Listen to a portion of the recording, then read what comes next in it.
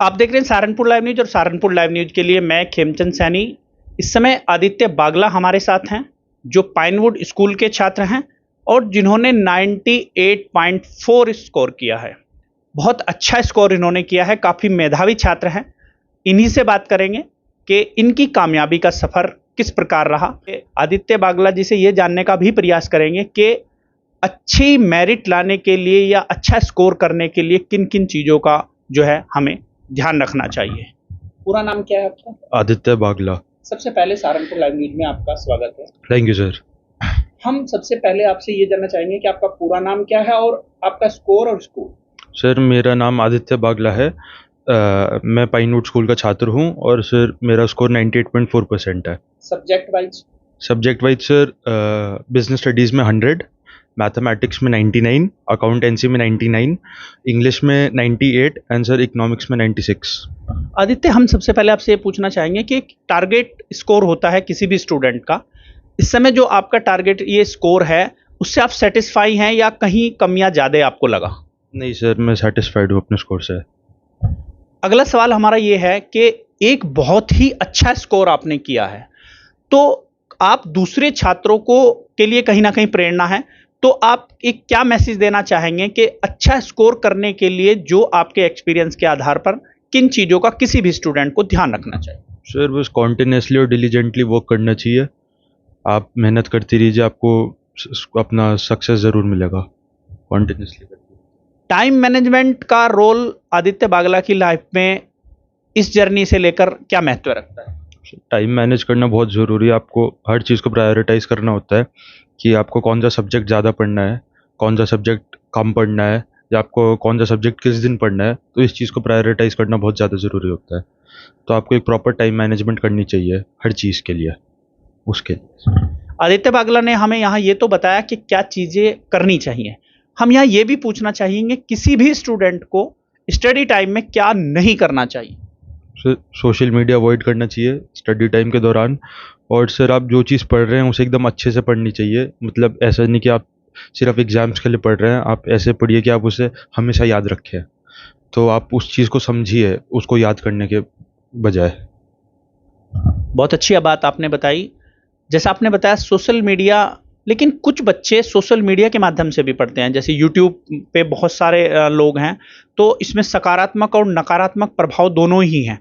तो आप ऐसे स्टूडेंट को क्या कहना चाहोगे जो सोशल मीडिया के माध्यम से, यूट्यूब के माध्यम से टीचर्स से पढ़ते हैं या सर मोटिवेट होते हैं? बिल्कुल पढ़ना चाहिए, कोई बुराई नहीं है यूट्यूब से पढ़ने में। लेकिन सर बस आपको वही प्रायोरिटाइज़ करना चाहिए कि आपको कौन से जगह, आपको कौन से सोशल मीडिया की तरफ आप अट्रैक्ट हो रहे हैं, आपको उस चीज़ से प्रायोरिटाइज़ होना चाहिए। मतलब अगर आप पढ़ रहे हैं तो आप सिर्फ पढ़ाई पे फोकस कीजिए। सोशल मीडिया सर चलाइए, लेकिन एक दिन में उसका एक स्टिपुलेटेड टाइम होना चाहिए, उस टाइम ही चलाइए। यानी कुल मिलाकर अगर देखें तो आपका ये कहना है कि अगर हम उसे सकारात्मक रूप में लें, अपनी आवश्यकता के हिसाब से लें, तो बहुत अच्छा रहेगा। लेकिन जो नकारात्मक प्रभाव हैं या उस पे टाइम जो हम अपना बेकार करते हैं वो नहीं करना चाहिए। हम आपसे एक चीज़ और मैं आपसे पूछना चाहूँगा, क्योंकि आपने एक बहुत अच्छा स्कोर किया है। आपकी लाइफ में शिक्षक का, माता-पिता का या कितना सहयोग रहा और किस-किस का सहयोग रहा? सर सबका बहुत सहयोग रहा है, शिक्षक का, माता पिता का, सबका सहयोग की वजह से सर आज ये स्कोर आया है। सबका बहुत सहयोग रहता है सर इन चीज़ों में। जैसा आपने बताया कि शिक्षकों का, माँ-बाप का, सबका एक बहुत सहयोग रहता है। आदित्य, कहीं न कहीं कई बार ऐसा होता है कि हमारे किसी सब्जेक्ट में कम नंबर आ जाते हैं, तो कहीं न कहीं हम थोड़ा-सा नेगेटिव हो जाते हैं। तो ऐसे बच्चों से आप क्या कहना चाहेंगे? क्या उन्हें मैसेज देना चाहेंगे? और आप अगर ऐसा थोड़ा कहीं नेगेटिव फेज़ में आए हों, तो आप अपने आप को पॉजिटिव होने के लिए क्या करते हैं? सर जैसे मैंने बताया कि आपको अपने सब्जेक्ट्स को प्रायोरिटाइज़ करना चाहिए। तो जिसमें छात्र का स्कोर अच्छा नहीं आ पा रहा है तो वो उस सब्जेक्ट को ज़्यादा पढ़े, उस पे ज़्यादा फोकस करे, ताकि अगले एग्ज़ाम्स में उसका स्कोर और उन सब्जेक्ट्स में इम्प्रूव हो सके। और सर साथ में वो जो दूसरे सब्जेक्ट्स है उन्हें नेग्लेक्ट ना करे सर, वरना उनका स्कोर डाउन हो सकता है। तो आपको हर चीज़ को मैनेज करके चलना है साथ में, लेकिन जिसमें आपको स्कोर कम है सर आप उसे ज़्यादा प्रायोरिटाइज़ कीजिए। आपका फेवरेट सब्जेक्ट कौन-सा है? मैथ्स। मैथ्स में कितने नंबर आए? 99। 99।